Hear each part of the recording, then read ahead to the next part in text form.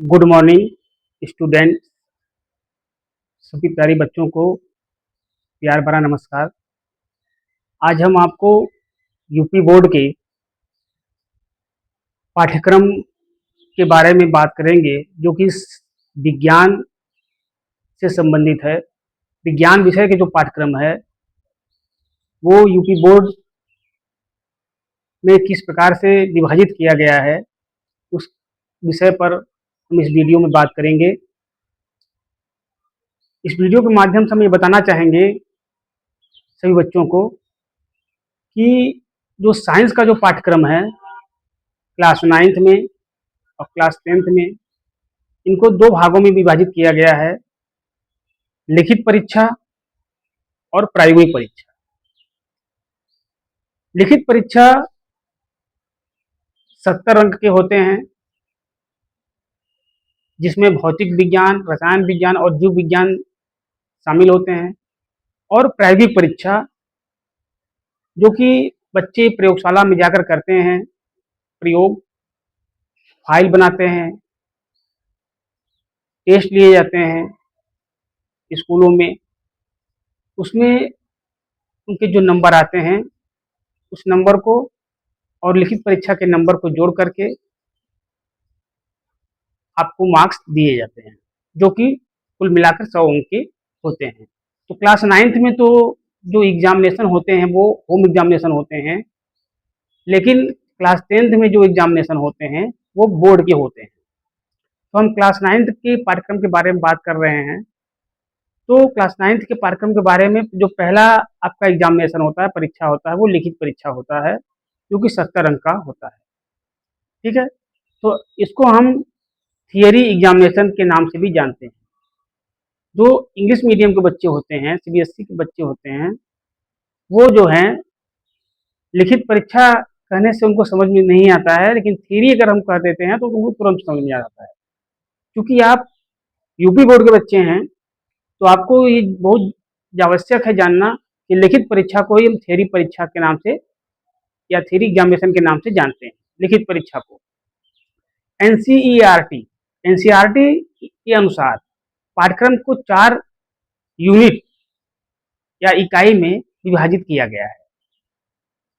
पहली यूनिट जो है उसमें पदार्थ के बारे में हम बात करेंगे, उसके व्यवहार के बारे में, उसकी प्रकृति के बारे में, कैसे बना है, उनके गुण क्या हैं। ठीक है, उसके बारे में हम यूनिट 1 में चर्चा करेंगे, बात करेंगे, जो भी संबंधित पाठ हैं।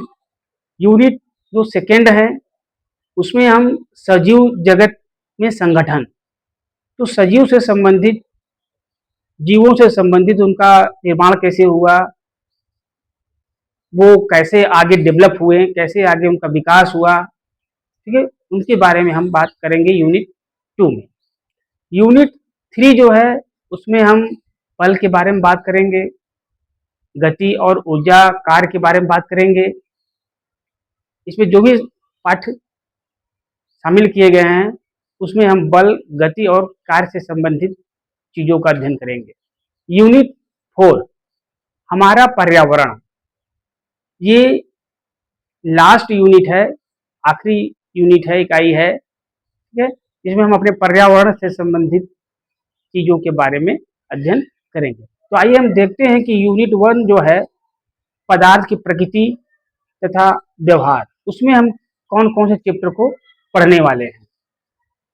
तो रसायन विज्ञान जो है वो यूनिट 1 के अंतर्गत रखा गया है।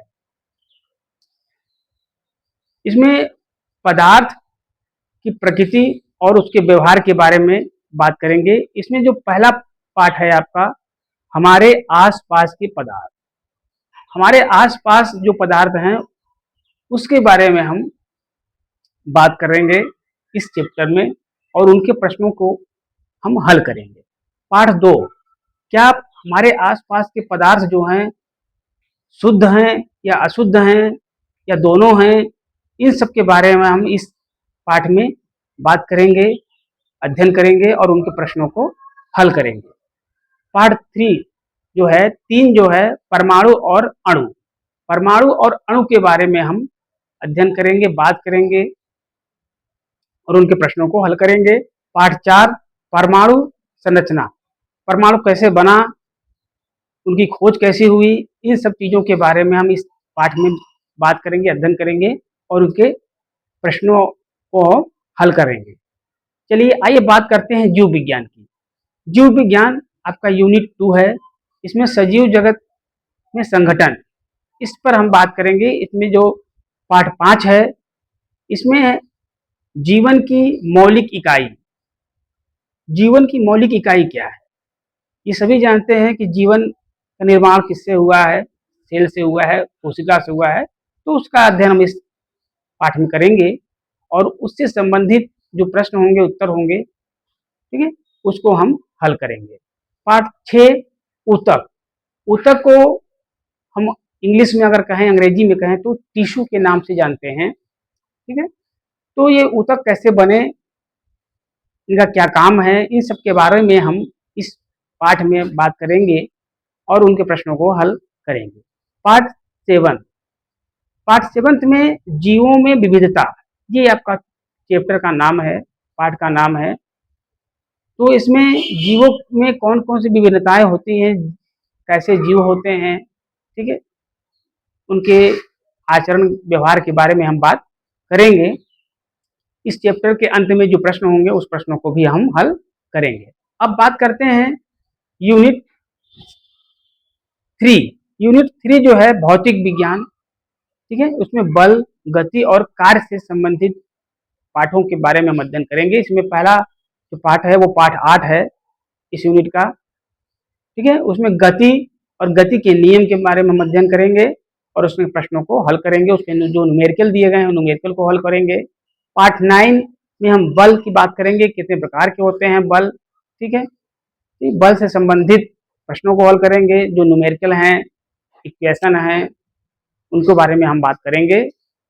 पार्ट 10 जो है गुरुत्वाकर्षण, गुरुत्वाकर्षण के बारे में हम बात करेंगे, उससे संबंधित प्रश्नों को हल करेंगे, जो न्यूमेरिकल दिए जाते हैं न्यूमेरिकल को हल करेंगे।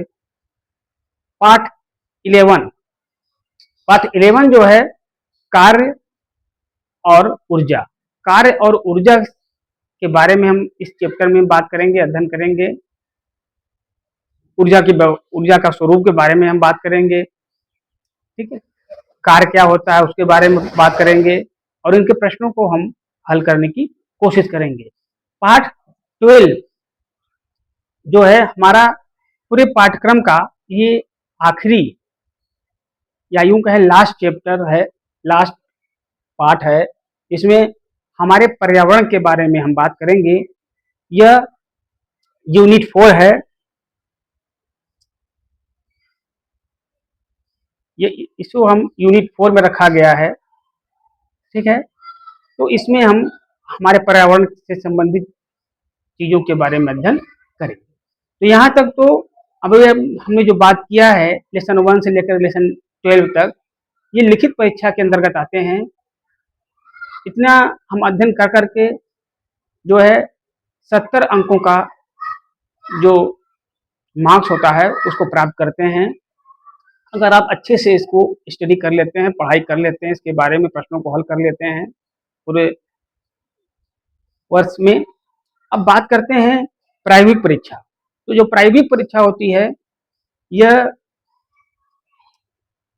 स्कूल स्तर पर, स्कूल के अंतर्गत होती है और जब आप क्लास 10 में जाते हैं तब ये बोर्ड का पेपर हो जाता है और एग्जामिनर आते हैं और उनके सामने आप परीक्षाओं को देते हैं, ठीक है। तो हम बात 9th की कर रहे हैं जो कि स्कूल में ही होती हैं प्रायोगिक परीक्षाएं।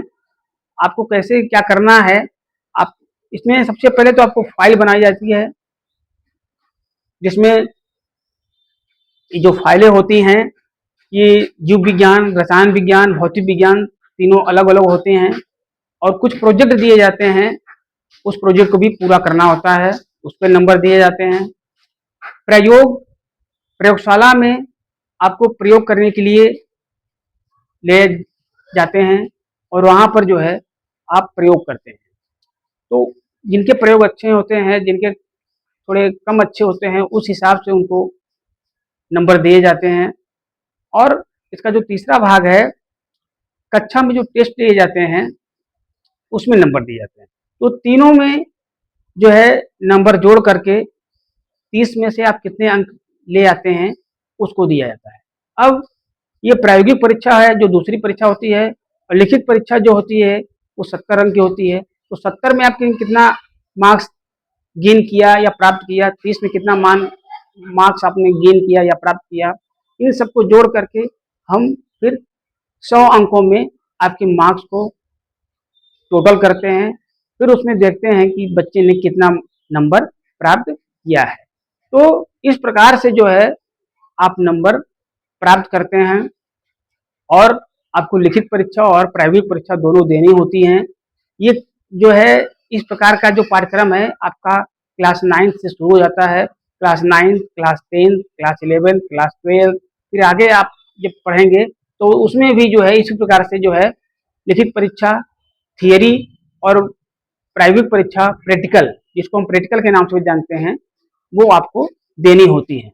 तो इस वीडियो के माध्यम से हम आपको यही बताना चाह रहे थे कि अब आप जो है आगे की ओर बढ़ रहे हैं, क्लास 9 से अब आप आगे की ओर बढ़ते हैं। तो सभी बच्चों से यही प्रार्थना है, रिक्वेस्ट है कि वो जो भी पढ़ें अच्छे से पढ़ें ताकि उनके नंबर अच्छे आएँ। ठीक है? अब जब आगे की बात करेंगे तो उस वीडियो में हम आगे चर्चा करेंगे। तब तक के लिए धन्यवाद। Good bye.